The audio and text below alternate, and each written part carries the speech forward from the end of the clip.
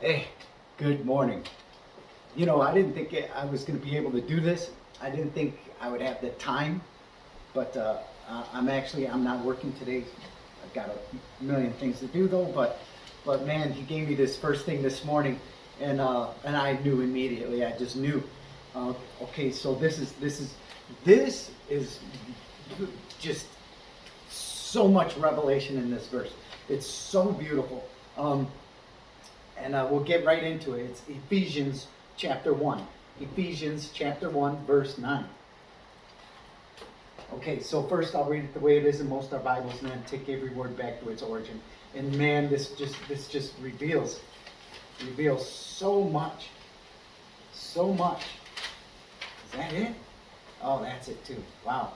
Yeah, so this is great. This is a beautiful thing. All right, here we go. Ephesians chapter 1, verse 9. Having made known unto us the mystery of his will, according to his good pleasure, which he hath purposed in himself. So, his good pleasure, which he has purposed in himself, having made known unto us the mystery of his will. He's making it known unto us the mystery of his will, according to his good pleasure, which he hath purposed in himself.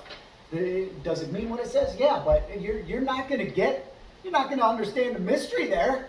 You got to take every word back to its origin, and he tells us plainly. So now let's see exactly what he meant by that. By taking his every word back to its origin. Okay, to know and declare knowledge, to be known, given to understand and to perceive, the idiom for sexual intercourse. An idiom, that means you can't perceive by the words themselves. There's a different meaning behind just the words. Okay, so understand that. That's what an idiom is.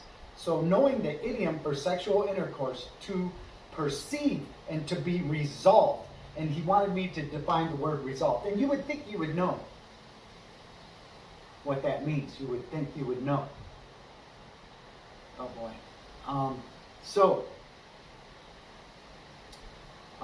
Decide, so that means to decide firmly, to separate or cause to be separated into components, to reduce a subject by mental analysis of components acting in a particular direction of something that is seen from a distance, to turn into a different form, to be turned into a different form.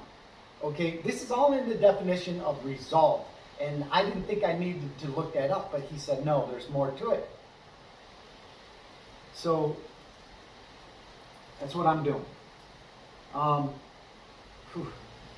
want to get distracted here. Analysis of components acting in a particular direction of something that is seen from a distance, to be turned into a different form when seen more clearly, to separate or distinguish between closely adjacent objects. There's two things here. Our flesh, which is the fruit from the tree of the knowledge of good and evil, and our spirit, which is from God, of God, part of the supreme God, our spirit, which has been covered over in darkness by our flesh. The fruit from the tree of the knowledge of good and evil.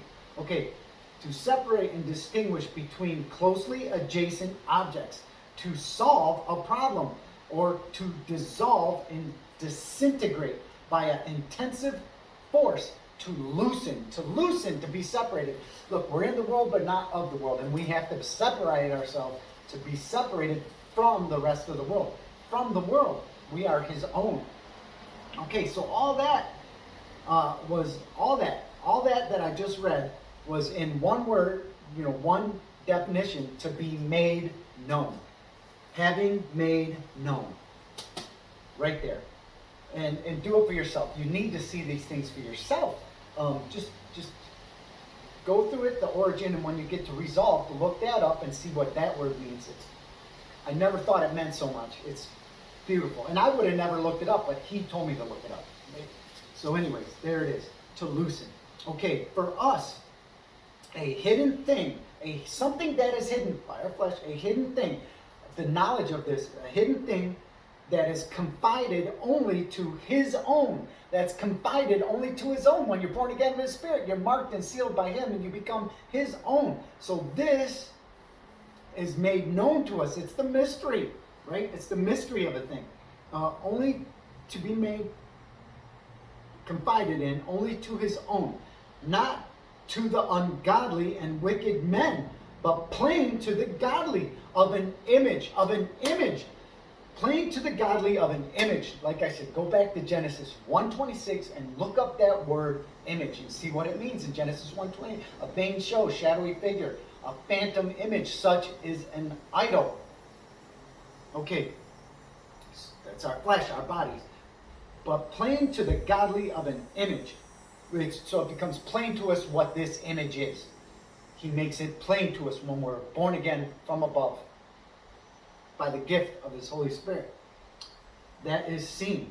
Okay, the image or a form that is seen is a mystery through the idea of the baffling wind, which turns us backwards themselves of their own conceit. These are the ungodly men who are backwards of themselves, of their own conceit, which is excessive pride in themselves. We've taken on the characteristics from the tree of the knowledge of good and evil by our own conceit, which is excessive pride. And that was Satan's downfall, and it's our downfall too. By their own conceit, their own will, their own choice of what they take pleasure in. They take pleasure in the things of this world. They love the things of this world. And remember that verse, if you love the things of this world, the love of the Father is not in you. Understand that. So they take pleasure in it. It's their desire and their acquiescence. By their acquiescence. It's their desire by their acquiescence. And I thought I knew what that meant. To take something acquiescent, or give up. Anyways, it means a reluctant acceptance of something without protest. Without protest, we've accepted it. An agreement or consent to by being silent, or compliance, or silence or compliance to. We're silent and we just go right along with it. We comply to it. The lie, the deceptions that was told, that we could become like God, right? So it's an abandonment. It also means an abandonment of a right, The abandonment of what is right, where we were. Beautiful. So that's in acquiescence. So look up that definition too. An abandonment of what is right. To will deliberately in the mind, down, being joined from touching the beyond. So we're joined to this body by touching through the beyond, by the act of where was it? Resolved, cause, where it is. To understand the idiom of sexual intercourse, okay, which joins us to our flesh.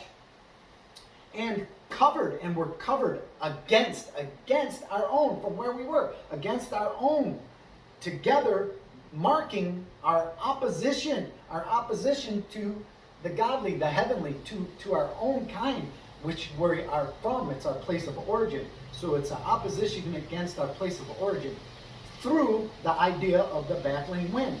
Themselves for delight in any absent, to be absent. For delight in any absent thing that is now absent from where we once were, producing longing for it. That produces a longing for it. Look, we could see Christ. We were there. There's so many verses. We are His. We belong to God. We were there. That's our place of origin. That's where we were first formed. We were first created of God. We are all children of the Most High. We are part of the Supreme God. Age 430. Part of the Supreme God. That's us. We're part of Him. We were there and we could see Him, and we were deceived by the lie of Satan. And we left our first estate, a thing producing a longing for it, to become like God. We were deceived to become like God because we could see Him, and He's in a glorified body. And Satan said, if you want to be like God, follow me to my kingdom. You must have a body, right? To become like God, having a body. Long suffering for it. That seeming good, and this is from G. Is that 2107? Oh man, I might need my glasses. Sometimes I write something a little small there. Yeah, 2107. So this is from 21G 2107, which seems good. Longing for it, seeming good, which seemed good to become like God, to have a body, to become like God. It seemed good to us. We were deceived. That seems truthful, to seem truthful. And that's from G 11380. So one word takes you back and it says from this origin and from that origin, and you go back to G 130 and it seems truthful, meaning it wasn't truthful. If it seems truthful, that means it wasn't truthful. It's the lie. It's the deception of Satan to become like God. To whom in all our inflections we were in a place before that was set forth to be looked at of the bodies of the dead. So we could see this from before. And we looked at it of the bodies of the dead. Because when you're born into this world, you're born into death, separation from God, the source of all life, the tree of life. You are born into condemnation and death. We've been caught in Satan's snare by partaking of the fruit of the knowledge of the fruit of the tree of the knowledge of good and evil, and being covered in the skin of the serpent, basically flesh. Okay. Bodies of the dead, to propose, and he wanted me to look up that word. So, to propose, that means to put forward an idea, the deception, or a plan to become like God, right?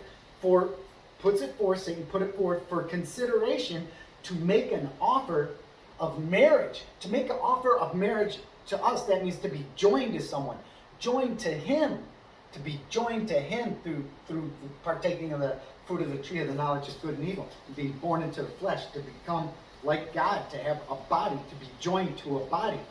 Like make an offer of marriage to someone, joined to someone.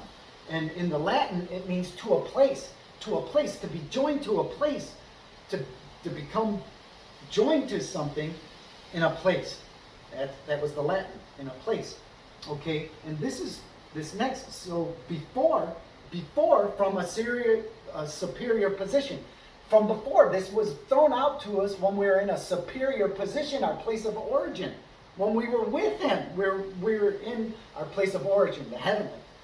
Okay, so this is from G 4388, which means before, from, and then you take that to G 4253, a superior position, above the below. So we're above the beyond. We are above the down, being above, being up, which was before, our position before, from a superior position above, in a fixed position of rest. We were in a fixed position of rest, our relation of rest to him, of his own. So this occurred before, when we were from a superior position above, which is a fixed position of rest, a relationship of his own, a relationship to God. We were of his own. We are all his children, right? And we were led astray like sheep, led to the slaughter, and birthed into the flesh by deception, the lie of Satan. So there's that verse. And man, I mean, the revealing, he wants us to know. I mean, he keeps saying it repeatedly and repeatedly and repeatedly. Look, he wants us to know who we are so we can become separated from this world and understand what it is. But like I was saying, like the word Christians, I clearly heard in my spirit say, don't write that, because it's lost its meaning. It's lost its meaning. It's just thrown out there. Because Christians, the majority are deceived. They love this world. They want to remain in this body and be young and live in this world forever. That's what they want. That's what most people want. They want to, if they could, they want to stay young and live in this world forever. They love the things of this world, their bodies, and all the desires and pleasures of this world that it has to offer, the goods, the riches, the needs, the necessities of this world. And like I went over way back in Revelations before. That's how Satan deceives us with the goods, the riches, the needs, the necessities of all the things this world has to offer. You have a choice set before you. You know, you have the Spirit. God is Spirit and must be worshipped in the Spirit. So, and the only way we can do that is by He calls us forth and answering that call of our own free will to want to go back to our Father, to see, to be healed of our blindness, to see the deception of this world and what it is and how we got here and who we are. We're all children of the Most High, and He wants to bring His children back home. But unfortunately, the majority of the world is deceived by the lie of Satan, the baffling wind. And they can't see it. They're lost. They're lost. They're like sheep that went astray. And so are we. So are we. But we've been born again. He called us first, and we answered that call by our own free will. And we know, because we know by the trials and tribulations and the hardships of this world, it turns us back to our Father by His spanking us and giving us what we, by our own free will, wanted and desired originally to become like God. We were deceived. And we were cast out or set down in place for His purpose. Understand, people. It's time to go home. This is the treasures of heaven. The gift of His Holy Spirit. To be born again and to be healed of your blindness. To have your ears open, your eyes open. And to speak, to give out what He's pouring into us. The gifts of heaven. Treasures of heaven. Dang. Talking too fast. All right, so there's that. Love and respect to everybody. It's getting harder and harder. Scatter those seeds. Wake them up. Share the word, man. Share the word. I mean, here it is again in Ephesians now, 1:9. It's just crazy how he takes me to these verses and just puts it out there, shows me as I'm going through it. I mean, like some of these words have multiple meaning, words that they could mean. But they could mean a lot of them, a huge group of them, or in the context that it's written in, it means certain things, and only He, I couldn't think of this. There's no way I could think of this. All right, so God bless you. Have a great day. It's a beautiful day out. It's Saturday. I got a day off. Thank God. Got a day off. Thank God for that. Got some things to do. All right. God bless you. Have a good day. Bye.